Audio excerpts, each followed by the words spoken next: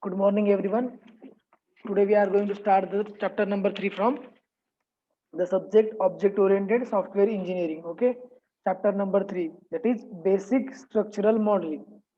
In this chapter, we are going to see what is modeling, features of modeling, importance of model, then classes, their relationships, common mechanisms for this, then diagrams and class diagrams. Okay, so first we will see what is modeling. Okay, so modeling is a model is an abstraction of something which gives a simulation of the system so that we can understand it before actually building it.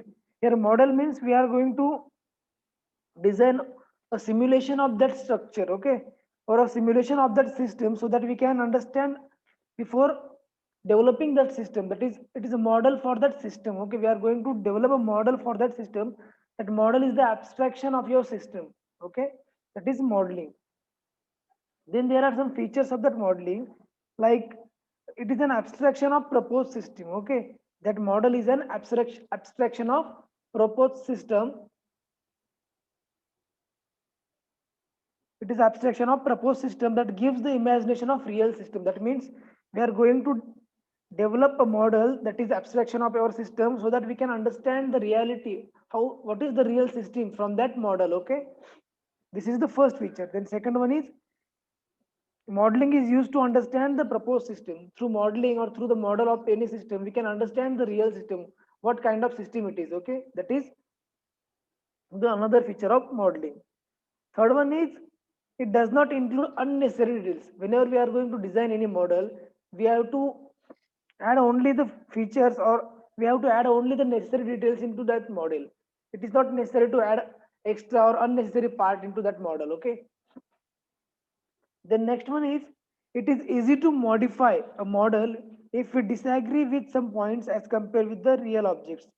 We can only add the points which are necessary or which are which are possible in reality. Okay, we are not going to implement or we are not going to add any imaginary part in the structure of that system. Okay, or model of that system.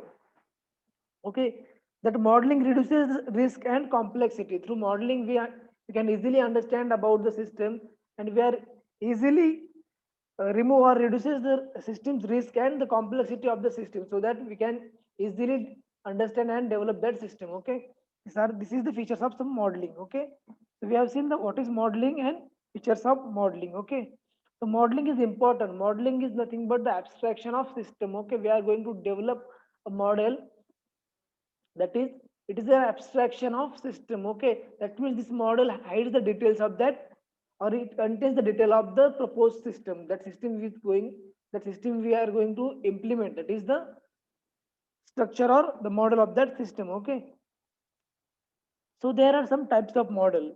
There are three types of model, like class model, state model and interaction model. Okay, so we are going to see one by one. So first we will see the objects and classes. Okay,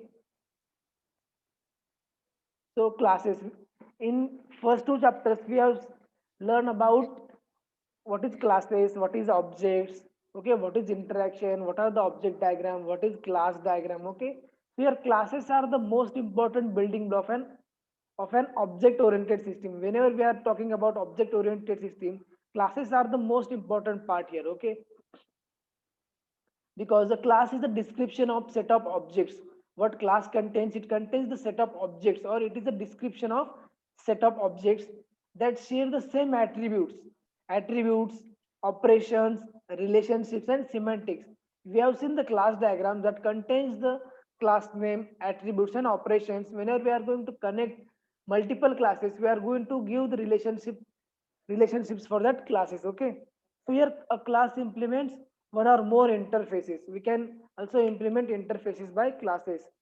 So here example, in Java language it's like class, your class name implements interface name. Okay, this is the way we can implement the interface in Java language. Okay, so this is all about classes. So here we can, here classes are used to capture the vocabulary of the system that we are going to develop. Okay, that classes contain the attributes and operations of that we are going to implement for that system. Okay, it may include abstraction that are part of the problem domain. Okay, classes also contain the abstractions. Okay, abstract class also included in class diagrams. So here number of, here you can see the example of class diagrams. Here number of classes in class diagram for ATM system. Okay, here you can see the bank. This is the class name. These are the attributes and these are the operations. Okay, or functions for. Okay, this, there are how many classes here? Bank class, customer class, ATM class, then ATM transaction class, card class, account class, debit card class, and credit card class. Okay, these are the several classes for ATM system.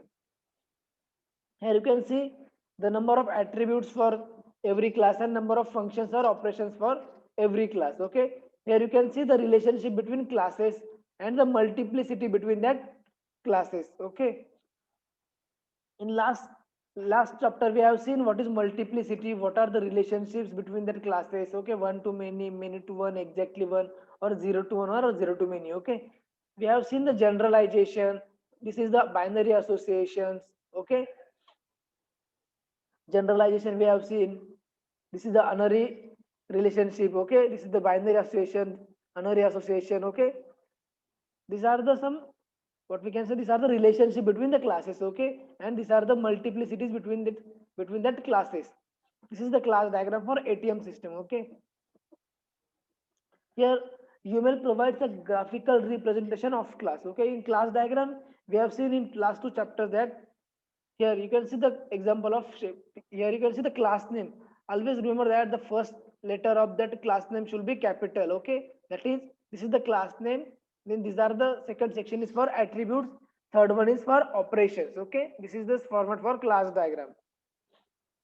Then terms and concept. Okay, a class, what is class? Okay, so class is a description of set of objects that share the same attributes, operations, relationships, and semantics. Okay, so here you can remember that every class must have a name that distinguishes it from other classes. So no one class has the same name for. Okay, here you can see all classes having different names. Okay, so class name should be different. Okay, okay, what are the class name here? The name is a textual tree string. Okay, that name is alone is known as simple name. Okay, then path name. Path name is the class name prefixed by the name of package in which that class lives. Okay, a class may be drawn showing only its name. Okay, here you can give the name like, for here you can see the first letter is capital, like temperature sensor class, customer class, wall class. These are some examples of class names. Okay, here you can see the path names. This is the path. Okay, like Java, your scope resolution operator, then AWT, then rectangle. Okay, here you can see the capitalize the first letter of every word in the class name. Okay, as in customer or in temperature sensor, here you can see the first letter is capitalized. Okay, then attributes. What are the attributes? What is the attributes in class diagrams? Here you can see an attribute is a name property of a class. Okay, so attributes are related to that class. Okay, then a class may have number of attributes or no attributes at all. It may be possible that a class have multiple attributes. Okay, for example, a person is a class. That person is having multiple attributes based on their behavior, or they are having no attributes based on their behavior. Okay, it is possibility in attributes. Okay, possibilities any number of attributes or no attributes at all. Here you can see the example of attributes. This is the class name customer, and these are the attributes. Customer having name, address, phone number, and birth date. Okay, these are the attributes for that class. Here you can see the attribute represents some property of thing you are modeling, that is shared by all objects of that class. Okay, these attributes are shared by all the objects of that class. Whenever we are going to create any object for example, for customer class, that object is going to share the all attributes. We are going to access that data or that attributes through that objects. Okay, then next point is operations.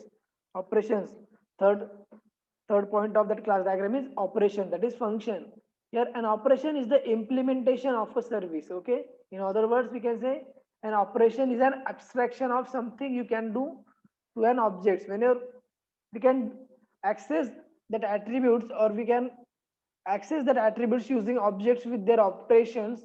Okay, here you can see a class may have any number of operations or no operations at all, like attributes. The class here operation means functions for that class. Okay, so there are number of functions may be available or no functions at all. It is not compulsory that each class is having any function or any attributes. Okay, so here you can see the example of rectangle class. A rectangle is having number of operations or number of functions like add, grow, move, is empty. Okay, these are the example of operations. Here we have, in this way we have seen what is class diagram, what it contains. Okay, it contains the class name, attributes, and operations. Three parts in class diagrams. How to draw these diagrams? Okay, so what is the responsibility of that class diagram? So responsibility is a contract or an obligation of the class. Okay, so responsibilities are translated into a set of attributes and operations that best fulfill the class responsibilities. Okay, so responsibilities like their attributes, based on their attributes and operations that class is going to perform. Okay, that attributes and operations tells about that class, what that class includes. Here you can see the example: a temperature sensor class is responsible is class is responsible for measuring the temperature and raising the alarm if the temperature reaches to a certain point. Okay, this is the example of class. For example, a bank or ATM class, what is the responsibility of that class? Whenever customer enters the ATM card, it has to validate that ATM through pin or proceed with the customer's request. Okay, these are the some responsibilities of that class based on their names or based on their attributes and operations. Okay, so this is the example of for that. Here you can see the supplier class, example for responsibility. Supplier class, what is the responsibilities of that class? Receives the order from the customer, then supply the goods to that customer. Okay, here you can see the another example class. Student class is there.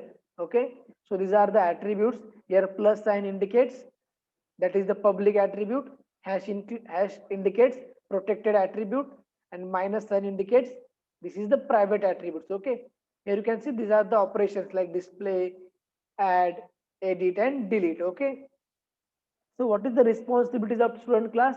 Manage the students in class. This is the another section or another area or another part of class diagram. This is the responsibilities of class. What is the class here? Student. Student's responsibilities manage a student in class. Okay, this is the extra component, or it is not mandatory. Okay, it is not necessary to add the responsibilities while drawing the class diagrams. Okay, the next part is common modeling techniques. Okay, modeling means, what is modeling here? Modeling the vocabulary of the system, modeling the distribution of responsibilities in a system, modeling non-software things. Okay, that cannot be implemented by, we can say, we can model the things that are not available. We can show that things through that model. Okay, or that structure, modeling the primitive types. Okay, these are some modeling techniques. For modeling techniques, modeling the vocabulary of system, modeling the distribution or responsibilities of the system, then modeling non-software things, modeling primitive types. Okay, okay. Then next one we are going to see the relationships. Okay,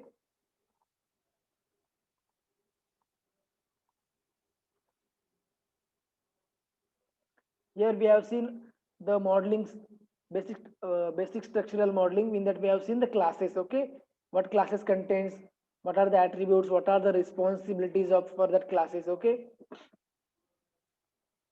we have seen the relationships. Okay, so we are going to see the relationships.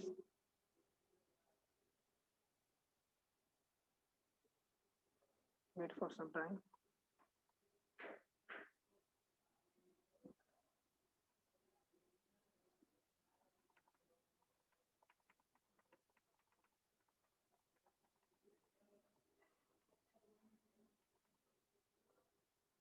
Here you can see the structural models. Structural models. Okay, what is structural modeling? Here you can see problem definitions. Okay, customer with comes with their problem domain or problem definition. What is structural modeling? We are going to model that problems into the diagrams. Okay, that is model. We are going to structure their problems into, or we are going to model their problems into their solutions like this. We are going to draw diagrams based on their problem definitions. Okay, so we have seen the classes, attributes and operations.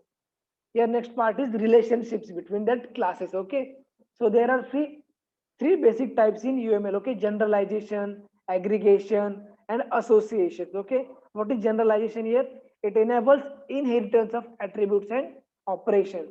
It represents relationships that are a kind of, okay, which kind of generalization it is. And aggregation, that is it relates parts to wholes. It represents relationships that are, it is a part of. Okay, the next one is associations, usually a weaker form of aggregation. Yeah, we are going to see some. And also we have seen the multiplicities between the class diagrams. Here you can see these are the two classes.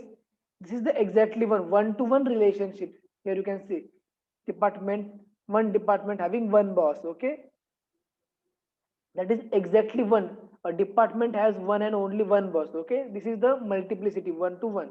Then next one is zero or more. Here you can see employee or child. An employee has many children or zero children. Okay, that is 1 to 0 or 0 to more. Okay, that is how we can specify the multiplicity, 0 or more. Here you can see 0 to more, that is star.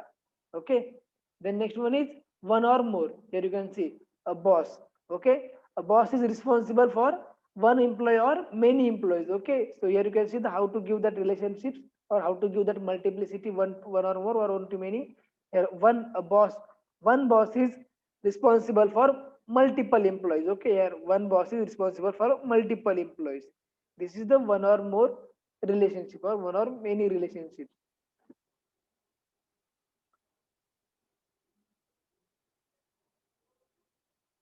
Okay, so that's it for today's lecture. In next lecture we are going to see the remaining part